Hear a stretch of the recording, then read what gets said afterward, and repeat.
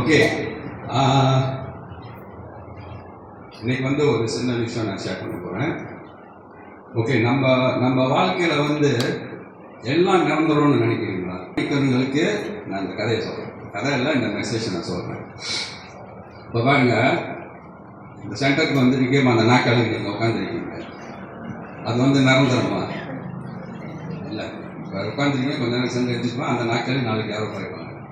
Okay, so சின்ன சின்ன விஷயத்துலேருந்து நீங்கள் பெரிய விஷயம் நீங்கள் உட்காந்து யோசனை பண்ணிங்கன்னா எது. இப்போ நம்ம வாழ்கிற வீடு, நீங்கள் போட்டிருக்கிற இந்த துணி இருக்கிற வரைக்கும் நீங்கள் கிளீன்ஸ் பண்ணி தூக்கி போட்டுட்டு போயிருங்க. இல்லை பழசாச்சுன்னா வேறு யாருக்காச்சும் கொடுத்துட்டு போயிருங்க. ஓகே, நீங்கள் வாழ்கிற வீடு, இன்றைக்கி நீங்கள் வாழ்கிறீங்க, நாளைக்கு யாராச்சும் வாழ்வாங்க. நீங்கள் ஓட்டுற கார் இன்னைக்கு நீங்கள் ஓட்டுறீங்க, நாளைக்கு யாராச்சும் ஓட்டிக்கிட்டு இருப்பாங்க. நீங்கள் செய்கிற தொழில், நீங்கள் ரிட்டையர் ஆகிறீங்களோ இல்லை அது வேலையை விட்டுட்டு இன்றைக்கி ரிசைன் பண்ணுங்க, நாளைக்கு ஒன்று உட்காந்து அந்த வேலையை செஞ்சுக்கிட்டு இருப்பாங்க. அப்போ என்ன நிரந்தரம் உங்கள் வாழ்க்கையில்? எதுவுமே நிரந்தரம் இல்லை. இந்த உடல் கூட நிரந்தரம் இல்லை. அதுவும் டைம் வந்ததும் அதுவும் போயிருக்கும். ஸோ என்னதான் நிரந்தரம்? ஆத்மா, ஜீவாத்மா. நம்மளுக்கு ஆத்மா ரெண்டு இருக்கு. ஒன்று ஜீவாத்மா, ஒன்று பரமாத்மா. ஓகே, பரமாத்மா எல்லாத்துக்கும் இருக்கு. அது ஒரு புனிதமான ஆத்மா. இப்போ எக்ஸாம்பிள் இப்போ இந்த வெயில் இந்த உலகத்துக்கே அடிக்குது. எல்லா ஜீவத்துக்கும் அந்த வெயில் அடிக்குது. மனிதருக்கு சரி, அந்த செடிகளுக்கு சரி, மிருகத்துக்கு சரி, பூச்சி எல்லாத்துக்கும். ஒரு சூரியன் இல்லைன்னு சொன்னா என்ன ஆகும்? அந்த பூமியில். ஓகே, அந்த மாதிரி தான் பரமாத்மா. பரமாத்மா எல்லாருக்கும் இருக்கு. ஓகே, பரமாத்மா அதான் ஆத்மா. ஜீவாத்மா இண்டிவிஜுவல், அதுதான் அந்த சோல்னுவாங்க. ஓகே, அந்த ஜீவாத்மா நீங்கள் அந்த ஜீவாத்மாவுக்கு என்னென்ன அந்த கர்மா இருக்கோ அது தகுந்தபடி அந்த பாடியை சூஸ் பண்ணி அது வரும். அது அந்த பாடியில் இருந்து அது அந்த கர்மா எல்லாம் நீக்கி மோட்சத்துக்கு போக வழிபடும். ஆனால் அதுக்கு ஒத்துழைக்க வேண்டியது யாரு? இந்த உடல், இந்த மைண்ட், இந்த பிரெயினும் இந்த உடலும் ஒத்துழைக்கணும்.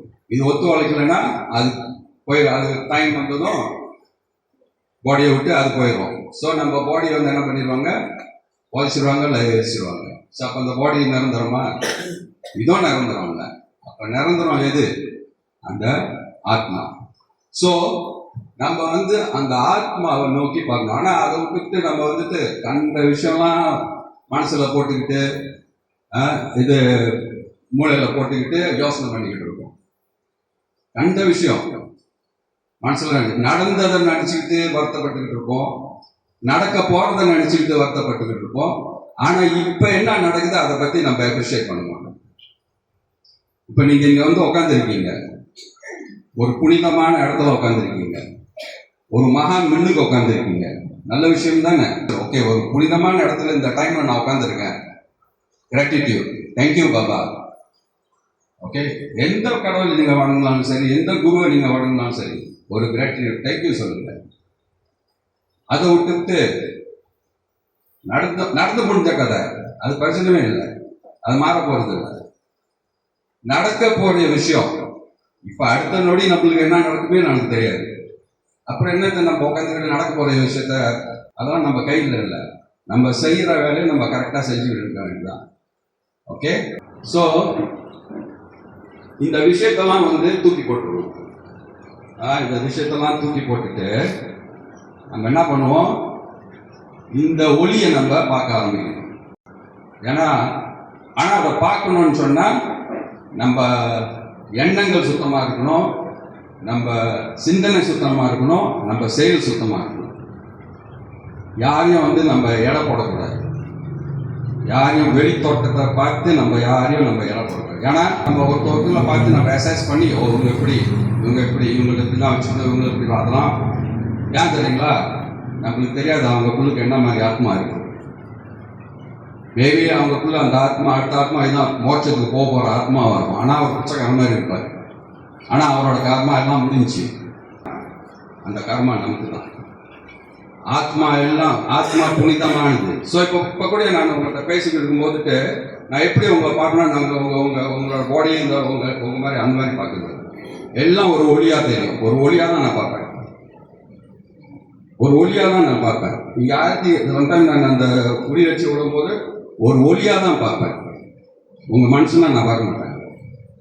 அந்த மாதிரி நீங்க பார்க்க ஆரம்பிக்கணும். நீங்க ஒன்றொருத்தவங்க நீங்க வந்து ஒரு ஒளியா பார்க்க ஆரம்பிச்சீங்கன்னா உங்க ஒளி உங்களுக்கு தெரிய ஆரம்பிக்கும். ஸோ இந்த கண்ட விஷயத்தெல்லாம் எல்லாம் தூக்கி ஒரு பட்டு போட்டுட்டு மனசை சுத்தமா வச்சுக்கணும். அவ்வளோ அழுக்கு, அவ்வளோ குப்பை இருக்கும். நம்ம போயிட்டு பக்தின்னு எந்த கடவுளை போய் கும்பிட்டாலும் ஒன்றும் நடக்க போறது இல்லை. ஒன்றும் நடக்க போறது இல்லை. நீங்க சாமி கடவுளை சில பேர் பார்த்துருக்கீங்களா? சாமியை கும்பிட மாட்டாங்க. I don't believe in God வாங்க. ஆனா நல்லா இருப்பாங்க, வாழ்க்கையில அருமையா போயிட்டு இருப்பாங்க. ஏன்னா அவங்க செயல் சுத்தம், அவங்க எண்ணம் சுத்தம், அவங்க நடைமுறை சுத்தம். இதுதான் வந்து பாபா குருங்களாம் டீச் பண்றாங்க. ஸோ இதெல்லாம் நம்ம தூக்கி போட்டுட்டு இந்த ஒளியை பார்க்க ஆரம்பிங்க. இந்த ஒளியை நீங்க பார்க்க ஆரம்பிச்சீங்கன்னா அந்த ஒளி வந்து உங்களை கைட் பண்ண ஆரம்பிக்கும். அதெல்லாம் தெளிவா உங்களுக்கு தெரிய ஆரம்பிக்கும். இந்த பாட்டு கேட்டிருப்பீங்க, ஒளிமயமான எதிர்காலம் என் உள்ளத்தில் தெரிகிறது. கேட்டீங்களா அந்த பாட்டு? பழைய பாட்டு. ஒளிமயமான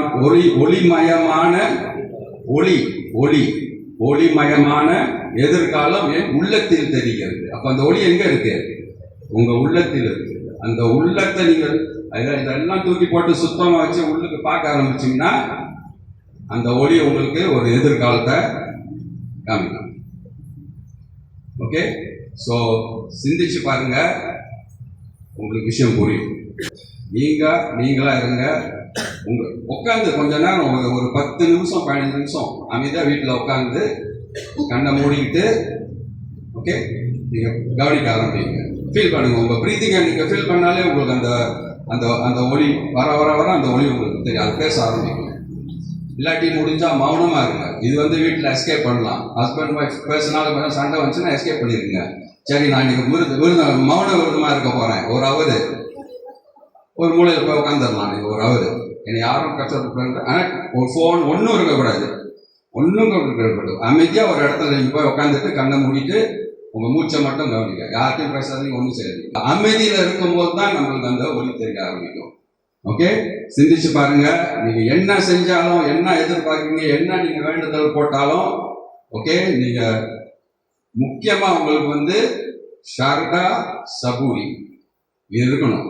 ஷாரதா சபூரி தான் வந்து பாபா சொல்வாரு. ஷாரதானா ஃபெய்த், நம்பிக்கை இருக்கணும். சபூரினா பொறுமை இருக்கணும். ஓகேங்களா? ஸோ உங்க பொறுமையில தான் வந்துட்டு உங்க நம்பிக்கை வந்துட்டு தெரிய வரும். ஓகே, சாய்ராம்.